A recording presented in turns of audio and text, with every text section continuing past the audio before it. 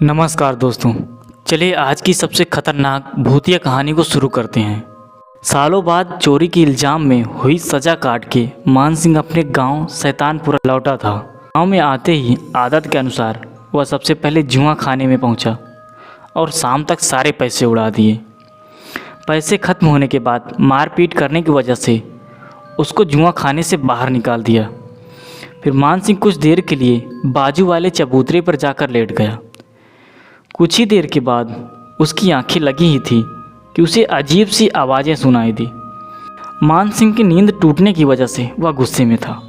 उसने उठकर देखा तो वहाँ चबूतरे पर एक बूढ़ा अकेला आदमी बैठा था, जिसके दाहिने हाथ में 3 अंगुलियाँ नहीं थीं और वह बार बार एक सिक्के को हवा में उछाल रहा था और बाजू में देखकर किसी से पूछता चित या पट, और खुद जीतने पर उछल उछल कर ताली बजा रहा था और हारने पर रोता था। वह चबूतरे पर तो अकेला ही था, वह बात किससे कर रहा था। उसने सोचा ये कोई पागल लगता है।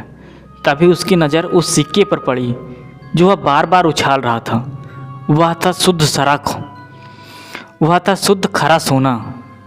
सिक्के को देखते ही मान सिंह उसके पास जाकर बैठ गया और सिक्का उससे छीनने की कोशिश करने लगा, पर छीन नहीं पाया। वह बूढ़ा आदमी उससे दूर जाकर खड़ा हो गया और बोला, मैं अपना सोना किसी को नहीं दूंगा। तुम्हें अगर सोना चाहिए तो कब्रिस्तान में जाकर निकाल लो, वहाँ बहुत सारा सोना है। मान सिंह को कुछ समझ नहीं आया। वह उससे सिक्का छीनने से पहले ही उस पागल ने हवा में किसी के कंधे पर हाथ रखा और कहा, चलो हम कहीं और जाके खेलते हैं। और वो चला गया। अब मान सिंह भागते भागते गाँव चला गया। मान सिंह को पक्का यकीन था कि वह बूढ़ा 100% पागल है, पर उसकी नज़र में वह खरे सोने का सिक्का भर गया था। उसके बाद वह घर लौटा, पर अभी भी उसके दिमाग में उस पागल द्वारा कही गई बात और सोने का सिक्का घूम रहा था। बिस्तर पर लेटे लेटे वह रात भर कब्रिस्तान और सोने के सिक्के के बारे में सोच रहा था। तभी उसे अचानक कुछ याद आया। उसने देखने के लिए एक पुराना संदूक बाहर निकाला और उसमें कुछ खोजने लगा।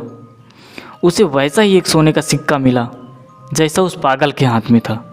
फिर उसे उसके दादाजी द्वारा कही गई बातें याद आ गईं कि कई सदियों पहले गांव में जब लोग मरते थे तब उनके मुंह पर सोने का सिक्का या फिर सोने की वस्तुएं रखकर उन्हें जंगल वाले पुराने कब्रिस्तान में दफनाया करते थे। पर धीरे धीरे वह प्रथा बंद हो गई और भूतों प्रेतों के खौफ से सारे लोग जंगल छोड़कर यहाँ आकर बस गए। बाद में वह पुराना कब्रिस्तान कुछ अघोरी तांत्रिकों ने तंत्र मंत्र की शक्तियों से उसे हमेशा के लिए बंद करवा दिया।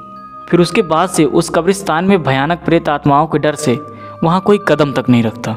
इतना सब कुछ समझ लेने के बाद मान सिंह के मन में एक शैतानी ख्याल आया, उस कब्रिस्तान में से सोना निकालने का ख्याल। उसने उसी रात तहखाने से खुदाई का सामान, मसाल, कुल्हाड़ी ली और चल पड़ा अकेले ही मुर्दों को उखाड़ने। रात के लगभग 12:30 बजे उसने बड़ी सावधानी से गाँव पार किया और थोड़ा दूर जाकर मसाल जलाई। कुछ ही समय बाद वह कब्रिस्तान पहुंचा और बिना किसी भूत प्रेत के डर के उसने पहली कब्र खोदी। उसमें एक बच्चे का कंकाल था। मान सिंह ने कंकाल के मुंह में उंगली डालकर उस सोने का सिक्का को निकाल लिया। उसी वक्त उसे हवा में अचानक बहुत ठंड महसूस होने लगी। कहते हैं ना, अगर कोई आसपास भूत प्रेत का साया हो तो वहाँ अचानक ही गजब की ठंड महसूस होती है। ये उसी का संकेत था। पर मान सिंह की आंखों पर लालच का पर्दा था। सोने के अलावा उसे किसी और चीज़ के बारे में समझ ही नहीं आ रहा था। फिर उसने और एक कब्र को खोद के कंकाल के मुंह से सिक्का निकाल लिया। मान सिंह ने दोनों कब्रों को पहले जैसे मिट्टी से ढक दिया और उन पर एक खास निशान बनाया ताकि अगली बार उसे पहचान सके। मान सिंह सुबह होने से पहले जंगल से बाहर निकल आया, पर वह इस बात से बिल्कुल अनजान था कि उसने अपनी दर्दनाक मौत का एक भयानक खेल शुरू कर दिया है। वह और 2 दिन कंकालों के मुँह से सिक्के निकालते रहा। और कहते हैं ना, किसी चीज़ का अंत सही समय पर निश्चित होता है। वैसे ही इस सब का भी अंत उसी रात होने वाला था, क्योंकि वह रात अमावस्या की थी, मतलब सारी काली शक्तियों के जागने का समय। मान सिंह हमेशा की तरह मध्य रात्रि कब्रिस्तान में पहुंचा। अब तक उसने 5 कब्रों में से सोना निकाल लिया था और इस बार 6ठी कब्र खोदनी शुरू की। जब उसे कंकाल मिला तब हमेशा की तरह उसने खोपड़ी के मुंह में उंगली डाली और सोने का सिक्का ढूंढने लगा। तभी उसकी उंगलियों को उस कंकाल के मुंह में कुछ महसूस होने लगा और अचानक उस कंकाल का जबड़ा कस गया और जाल की तरह उसकी अंगुलियां उसी में फंस गईं। भय से मान सिंह का पसीना छूटने लगा। तभी उस कंकाल के हाथ पांव हिलने लगे और अचानक उस पूरे कंकाल में जान आने लगी और वह धीरे धीरे पूरी ताकत के साथ उसने ज़मीन पर बैठे हुए मान सिंह को भी अपने साथ खड़ा कर दिया। डर से मान सिंह की हालत खराब हो गई थी। साक्षात एक प्रेत का कंकाल उसके सामने खड़ा था। तभी उसे पीछे किसी के होने का एहसास हुआ।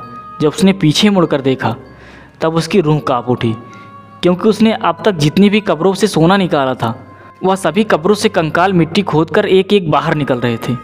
यह दृश्य दिल दहला देने वाला था। धीरे धीरे सारे कंकाल उसकी तरफ चले आ रहे थे, पर असली डर और दर्द का एहसास मान सिंह को तब हुआ जब उसको अपनी अंगुलियों के ना होने का एहसास हुआ। उसके दाहिने हाथ की 3 उंगलियां उस कंकाल के दांतों में ही थी और वह उसे चबा रहा था। मान सिंह खून से सना हाथ लेकर ज़मीन पर गिरा और भागने की कोशिश करने लगा, पर वह चाहकर भी वहाँ से नहीं भाग पा रहा था, क्योंकि डर के मारे उसके पैरों से जान ही चली गई थी। फिर एक के बाद एक सारे भूत उसके पास आने लगे और पूरे जंगल में एक दर्दनाक चीख सुनाई दी।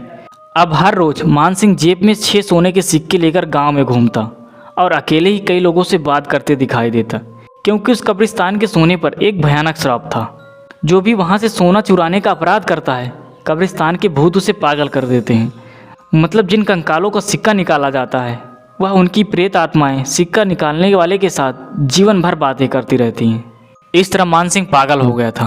दोस्तों, ये थी सच्ची कहानी। आपको कैसी लगी कमेंट में ज़रूर बताएं।